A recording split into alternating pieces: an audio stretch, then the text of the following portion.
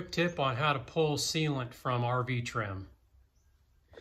I've got a piece of trim here with a ton of sealant all over it. This is probably Dicor, some type of self-leveling sealant. I've got a multi-tool with a scraper blade. It doesn't get much easier than this.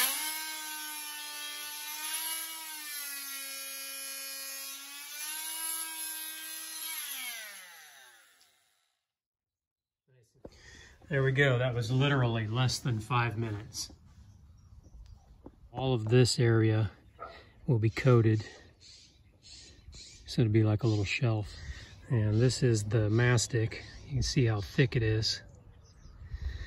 Just brush it on.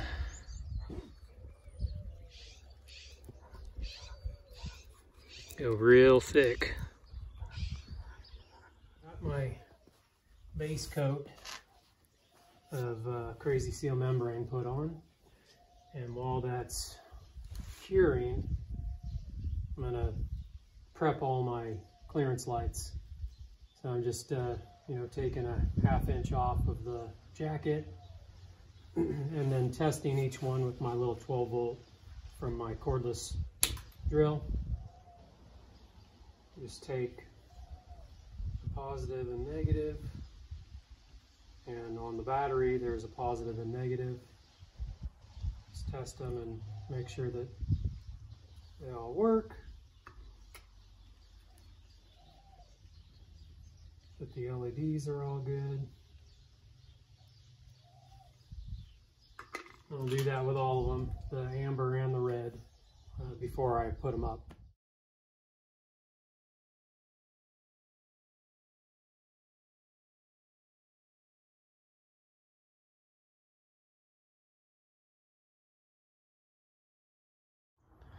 All right, well, the sun's coming up on day 6 of this project, and yesterday I got all of the sealant put on around the roof protrusions, so the vent covers, the skylight, refrigerator vent cover and all that stuff. And I got my first coat of membrane put down. So let's go take a look at that real quick. And that's what it looks like with coat number 1.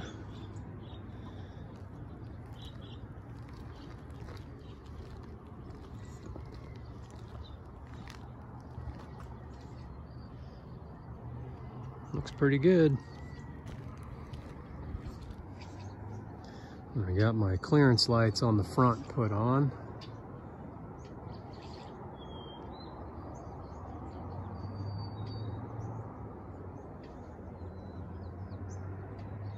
So today I'll be putting my second coat of roof membrane on, sealing all my clearance lights, my front window. I'm going to seal. I've already done the sealant on the edges, but I'm going to seal all the screw holes.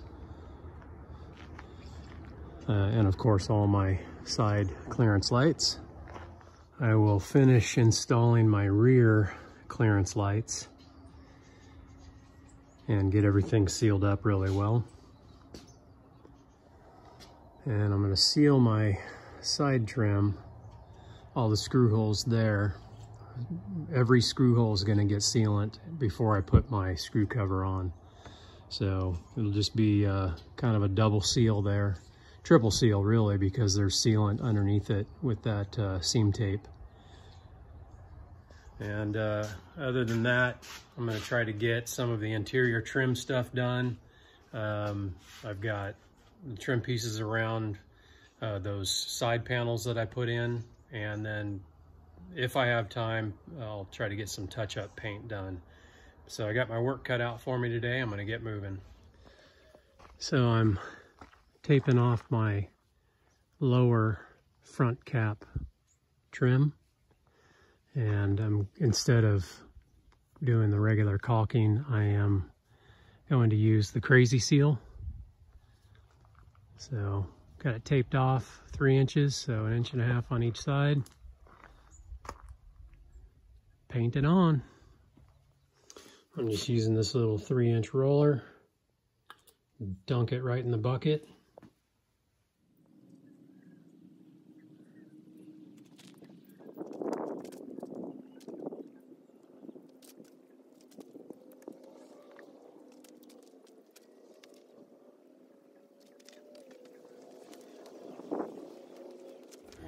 peel the tape while it's still wet.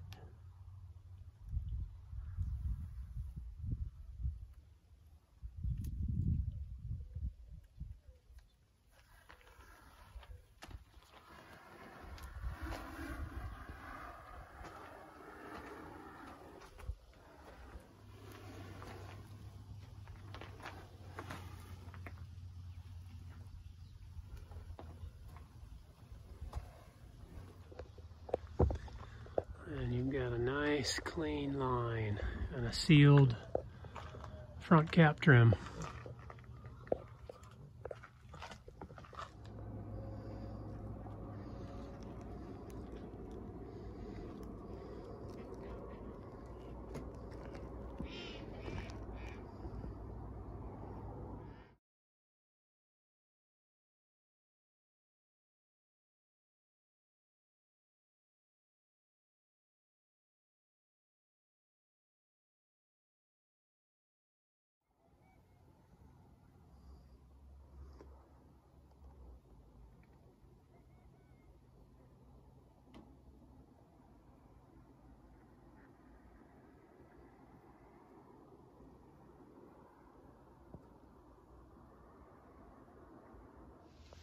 All right, so it's been a couple of days since I put the last coat of Crazy-Seal roof membrane on. I think it turned out really great, but I want to go up and check it this morning. It's had some time to cure and settle in. I want to go take a look at it and show you guys pretty much the final product. I still have a little bit of sealing to do on the outside edges for the trim, underneath the trim, and put my screw trim cover on. So, and of course, all the inside stuff still. I haven't done any of the trim covers on the inside vents and things like that, but let's go check it out. I've been up here for a couple of days. I've been doing some jobs and all right. Well, I think it turned out pretty great. I'm very happy with the product. It was relatively easy to apply, and you can see how I've got my seams all taped. So those are like triple sealed. So I've got seam tape on the plywood underneath. I've got seam tape on the poly wall, and then of course the coating for the roof membrane. I like triple sealed all, actually I kind of quadruple sealed all this stuff here because these were problem areas in the corners.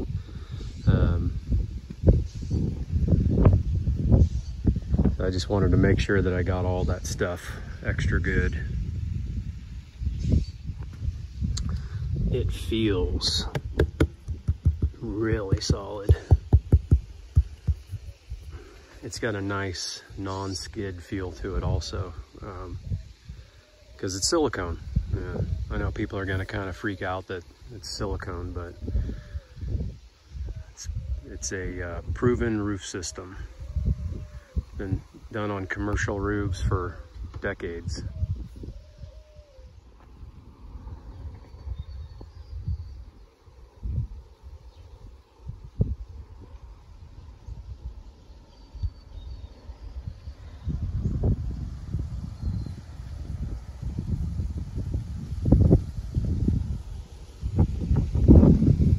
So I was pretty careful, but I did get a few spots here and there.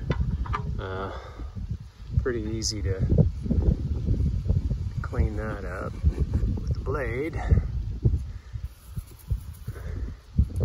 And since it is silicone, I want to go over that.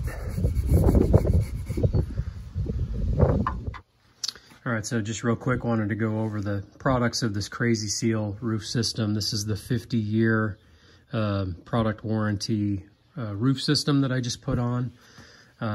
You've got the Crazy Sealant, so it's the caulking that is silicone-based, fiber-infused caulking. I had 4 tubes of this, I still got one tube left over to finish up doing some stuff.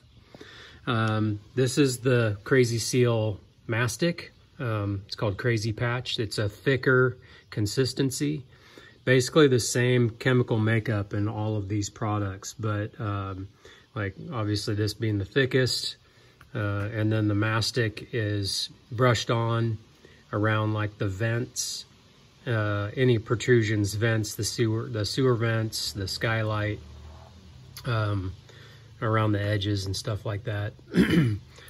The Crazy-Seal roof membrane, again, fiber infused, silicone based, and this gets put on with rollers. So I had this roller, a nice long extension pole, and I just dunked it in the bucket and just rolled it on the roof. So you start out sealing everything with the caulking. You go over it with the caulking with the roof membrane and the Crazy Patch, you know, around all the protrusions, and then put on your base coat of the roll-on roof membrane, and then let that dry. I let mine dry for 24 hours, and then I went back with a little bit more mastic on some areas, like the screw, the screws that hold down the vents and things like that, and then went over the whole thing again with the final coat of roof membrane. It went on real easy. Oh, and then there's also, I almost forgot, the tape, the Crazy tape, which is, it's like an Eternabond tape. It's a seam tape that is 4 inches wide, and it goes over all the seams. So I put that on the seams of my plywood, my roof decking, because I replaced all the roof decking. And then when I put my poly panels over the top of that, I put seam tape over the seams of the poly panels as well. And then all this stuff goes on the top of all that. So really it's like a 3-layer system, and super thick. So I think my roof ended up being somewhere between 80 mil and 100 mil, and you know, very, very durable. And I'll just real quick, if you guys want to pause the video and read through that, I'll just kind of go through, pan down this sheet that they send for the warranty, and you can pause the video and read each section.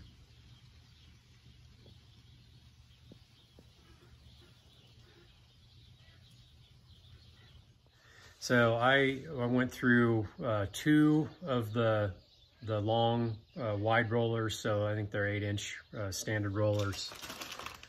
These guys here, went through, used 2 of those. I used 2 of the 3-inch wide rollers, and a couple paint brushes. So I had a 1.5-inch wide paintbrush, and then a 4-inch wide paintbrush to brush on the mastic. I used the more narrow brush to brush on some of the roof sealant on you know, some of the trim pieces and around some of the areas where it was harder to get to with the thin roller, the narrow roller. So you have an assortment of brushes if you want to paint on some of the areas a little bit thicker than others. It's really easy to get in there with a brush. So I definitely recommend getting maybe 4 or 5 different sizes of brush just to have on hand. So I just wanted to do a little comparison here. This is my utility trailer roof. It's a galvanized metal roof, and got my little temperature gun here. Switch it over to Fahrenheit. Degrees 98, 100 degrees. And hopefully you guys can see that. And then you go over to the roof that I just put on.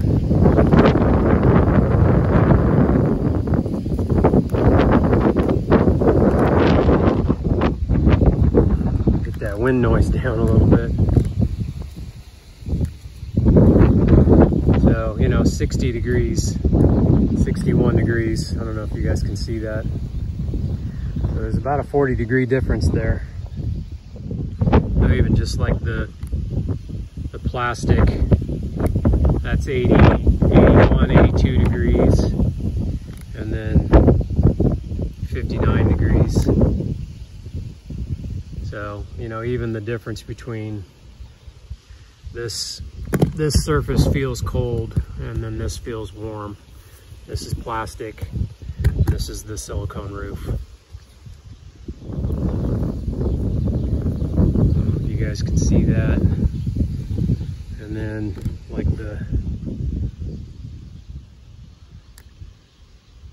so I know, not a super scientific test there, but big difference there. It's very energy efficient. It should cut down my air conditioner usage, which is good because I've swapped out. I no longer have a rooftop air conditioner. I've got that smaller wall mount air conditioner that I actually inset into a cabinet, which I'll show in a later video how I'm doing that. So shouldn't have to use the air conditioner as much either. Should be quite efficient.